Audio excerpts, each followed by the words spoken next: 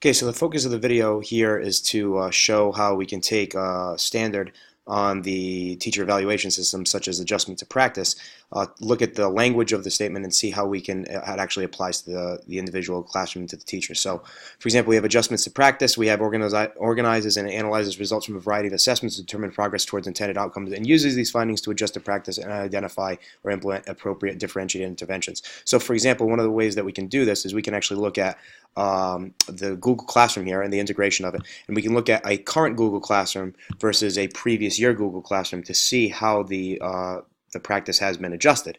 So for example, one of the things that I found here is that previously students had a really difficult time figuring out what number assessment it was when we were constantly having them do questions online, and there wasn't really a rhyme or reason to it. It was just basically assignment, assignment, assignment, and there wasn't necessarily categories, and it was a little bit confusing for kids to follow. So the organization of Google Classroom in its first year of use was a little bit confusing. So one of the adjustments that we made, or I made this year, was to take a look and start to give them assessment names over the course of a term. So we had assessment number 1, number 2 right here, and so on and so forth. You'll see over here 3, and then the kids would turn in their responses to it of all the things that were asked and how they were able to keep track of them. And then this was put against their X2 grading system. So each of their assignments would be labeled and correspond with their with their Google Classroom grade.